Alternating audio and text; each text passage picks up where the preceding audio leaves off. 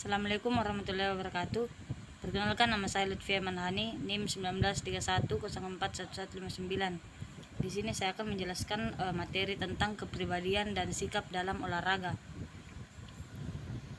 Kepribadian manusia merupakan ciri khas seseorang dalam berpikir, bertindak, dan berperilaku dengan berbagai pengaruh yang di bawahnya, seperti lingkungannya, pendidikan maupun keturunan. Sikap atau attitude ialah suatu yang kompleks yang dapat didefinisikan sebagai pertanyaan-pertanyaan evaluatif, baik yang menyenangkan maupun yang tidak menyenangkan, atau penilaian mengenai objek manusia atau peristiwa-peristiwa.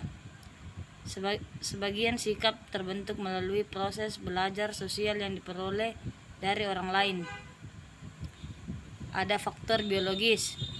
Faktor biologis merupakan faktor yang berhubungan dengan keadaan jasmani atau seringkali pula disebut faktor fisiologis, seperti keadaan genetik, pencernaan, pernafasan, peredaran darah, kelenjar-kelenjar saraf, tinggi badan, berat badan, dan sebagainya. Ini menunjukkan bahwa sifat-sifat jasmani yang ada pada setiap orang ada yang diperoleh dari keturunan, dan ada pula yang merupakan pembawaan anak atau orang itu masing-masing. Keadaan fisik tersebut memainkan peran yang penting pada kepribadian seseorang. Selanjutnya itu faktor sosial. Faktor sosial yang dimaksud di sini adalah masyarakat, yakni manusia-manusia lain di sekitar individu yang bersangkutan, termasuk juga keadaan. Faktor sosial adalah tradisi-tradisi, adat istiadat, peraturan-peraturan, bahasa, dan sebagainya yang berlaku di masyarakat itu. Sejak dilahirkan, anak telah dimulai bergaul dengan orang-orang di sekitarnya, dengan lingkungan yang pertama adalah keluarga. Dalam perkembangan anak, peran keluarga sangat penting dan menemukan bagi pembentukan kepribadian selanjutnya. Hal ini disebabkan oleh pengaruh itu merupakan pengalaman yang pertama. Pengaruh yang diterima anak masih terbatas jumlah dan luasnya. Intensitas pengaruh itu sangat tinggi karena berlangsung terus-menerus, serta umumnya pengaruh itu diterima dalam suasana bernada emosional. Selanjutnya yaitu faktor kebudayaan. Perkembangan dan pembentukan kepribadian pada diri masing-masing orang tidak dapat dipisahkan dari kebudayaan masyarakat di mana seseorang itu dibesarkan. Beberapa aspek kebudayaan yang sangat mempengaruhi perkembangan dan pembentukan kepribadian antara lain. Yang pertama yaitu nilai-nilai atau values. Di dalam setiap kebudayaan terdapat nilai-nilai hidup yang dijunjung tinggi oleh manusia yang hidup dalam kebudayaan itu. Untuk dapat diterima sebagai anggota suatu masyarakat, kita harus memiliki kepribadian yang selaras dengan kebudayaan yang berlaku di masyarakat itu. Kedua yaitu adat dan tradisi. Adat dan tradisi yang berlaku di suatu daerah di samping menemukan nilai-nilai yang harus ditaati oleh anggota-anggotanya, juga menentukan pula cara-cara bertindak dan bertingkah laku yang berdampak pada kepribadian seseorang. Ketiga yaitu pengaruh dan keterampilan. Tinggi rendahnya pengetahuan dan keterampilan seseorang atau suatu masyarakat mencerminkan pula tinggi rendahnya kebudayaan masyarakat itu. Semakin tinggi kebudayaan suatu masyarakat, makin berkembang pula sikap hidup dan cara-cara kehidupannya.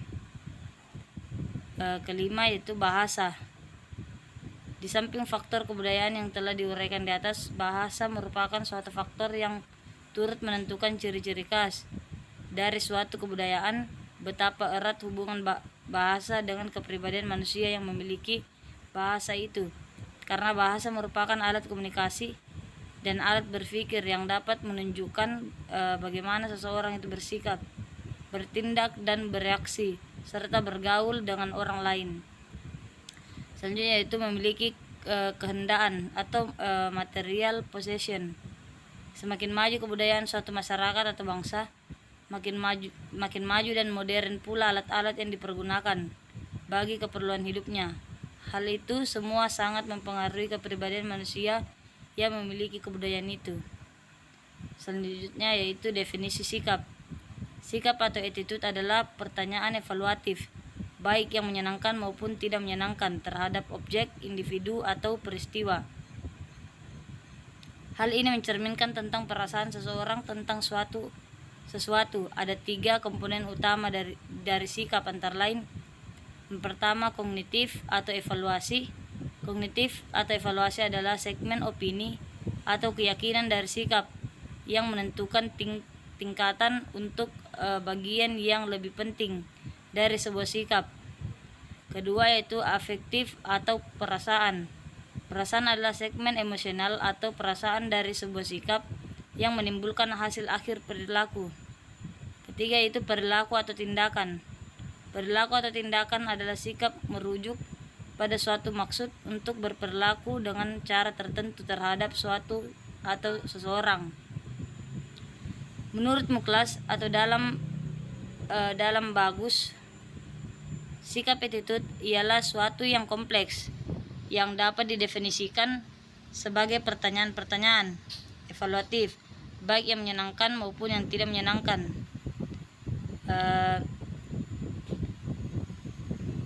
Manusia atau peristiwa-peristiwa. Sebagian sikap terbentuk melalui proses belajar sosial yang diperoleh dan dari orang lain.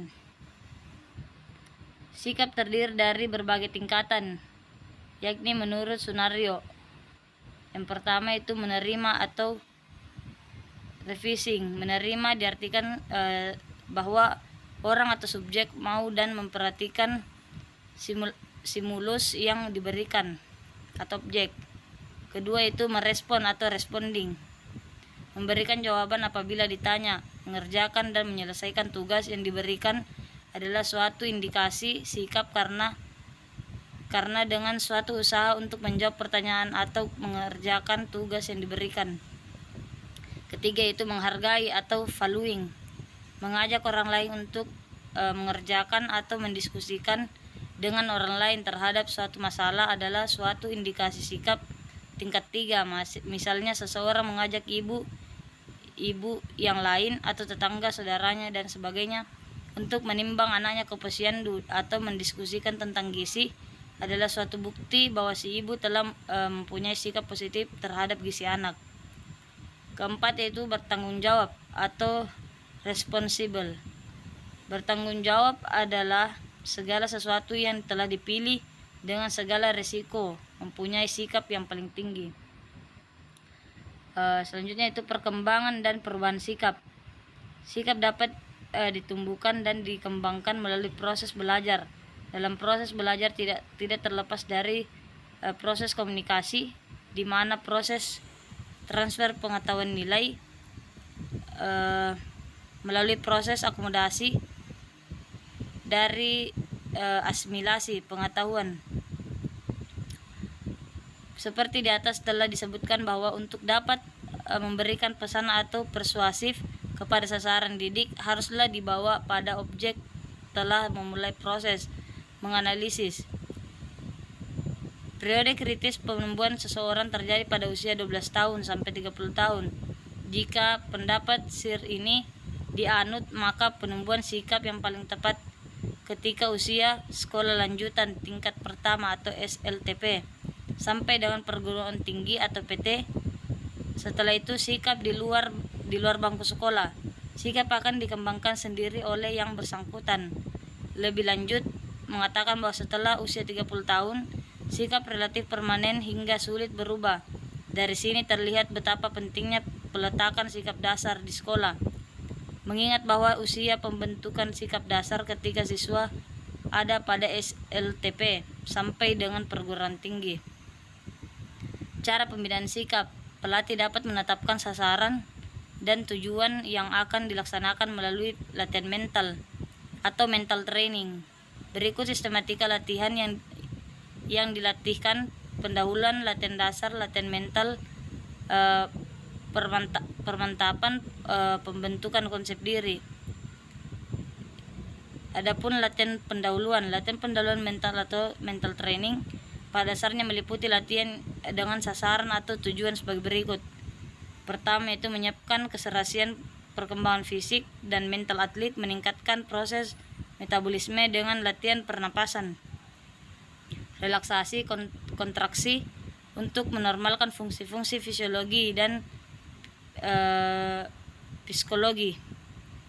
Kedua itu menyiapkan fisik dan mental atlet hingga lebih siap menerima latihan mental untuk meningkatkan keterampilan. Latihan pendahuluan ini dimaksud agar atlet memiliki kondisi dan kesiapan mental dalam menjalani keserasian dan keselaraan. Hubungan aspek-aspek mental, psikologi atau sumber-sumber kemampuan jiwa manusia merupakan sasaran pembinaan yang utama.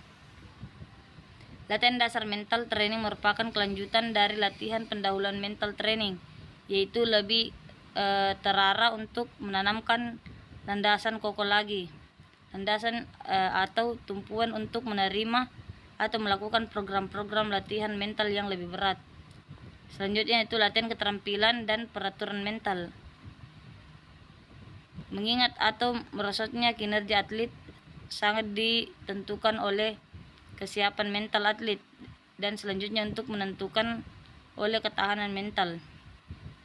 Latihan keterampilan mental diupayakan dengan latihan keterampilan yang suatu keterampilan dalam menyediakan diri menanggung beban mental, baik beban mental yang berupa hambatan-hambatan yang datang dari diri sendiri atlet seperti kurang percaya diri, merasa belum siap melakukan pertandingan, mengatasi gejolak emosional dan sebagainya, maupun beban mental yang datang dari luar dirinya, misalnya menghadapi lawan bertanding yang agresif, menghadapi penonton yang gegap gempita, menjagokan pemain yang difavoritkan menjadi juara, suasana pertandingan yang dirasakan kurang tenang, udara dingin dan sebagainya. Latihan menguatkan mental. Yang dimaksud untuk meningkatkan ketahanan mental dapat dilakukan antara lain, yang pertama itu latihan untuk menguatkan kemauan atau will power training. Kedua yaitu latihan untuk meningkatkan kemauan atau cognitive hertz. Ketiga latihan untuk dapat mensugesti diri sendiri atau self suggestion training. Keempat latihan untuk dapat menilai diri sendiri dan merasakan diri berhasil atau self effective training. Yang kelima itu stress management training, yaitu latihan untuk dapat mengendalikan stres dan mempunyai daya tahan menghadapi stres. Keenam adalah IPS, ideal performing state, yaitu latihan untuk dapat mewujudkan kondisi mental yang ideal yang memungkinkan atlet melakukan kinerja sebaik-baiknya. Ketujuh yaitu latihan meditasi dalam upaya mengembangkan sikap, pendapat, dan kemauan untuk terus berusaha mencapai yang terbaik. Faktor emosional. Suatu sikap yang dilandasi oleh emosional fungsinya sebagai semacam saluran frustasi atau pengalian bentuk mekanisme yang bertahan ego. Golongan pertama adalah yang menganggap bahwa suatu olahraga tentu memiliki banyak kaitan dan kepribadian. Contohnya adalah sepak bola, golf, atau basket. Misalnya dalam suatu pertandingan basket, seorang pemain merasa terlalu percaya diri atau overconfident hingga cenderung untuk memaksakan diri untuk memasukkan bola ke ring dibandingkan dengan meneruskan kepada rekannya. Golongan kedua yang menganggap bahwa pada beberapa cabang bola olahraga pengaruh dari aspek-aspek kepribadian dan gambaran kepribadian atlet tidak terlalu berpengaruh terhadap prestasinya, misalnya pada cabang atletik. Golongan ketiga adalah pendapat yang mengatakan bahwa pengaruh kepribadian terhadap penampilan seorang atlet dalam olahraga bersifat moderat. Artinya seorang atlet sepak bola yang penampilannya di lapangan ditandai oleh penguasaan teknik bersepak bola yang luar biasa. Terakhir yaitu kesimpulan. Kepribadian merupakan ciri khas seseorang dalam berpikir, bertindak, dan berperilaku dengan sebagai pengaruh yang di bawahnya, seperti lingkungan pendidikan maupun keturunan sikap. Sikap atau attitude ialah suatu yang kompleks, yang dapat didefinisikan sebagai pertanyaan-pertanyaan evaluatif, baik yang menyenangkan maupun tidak menyenangkan, untuk penilaian mengenai objek manusia atau peristiwa-peristiwa. Sebagai sikap terbentuk memulai proses belajar sosial yang diperoleh oleh orang lain. Sikap dapat tumbuh selama manusia hidup. Sepanjang hidupnya, manusia belajar tidak pernah berhenti. Proses akomodasi dan asimilasi pengetahuan dan pengalaman berlangsung sepanjang hidup manusia. Dan proses panjang ini dinilai-nilai hidup didapatkan oleh manusia yang memungkinkan besar akan dapat menumbuhkan sikap mereka terhadap subjek atau objek. Mungkin itu saja yang dapat saya jelaskan, kurang lebihnya mohon dimaafkan. Wabillahi taufiq wal hidayah. Wassalamualaikum warahmatullahi wabarakatuh.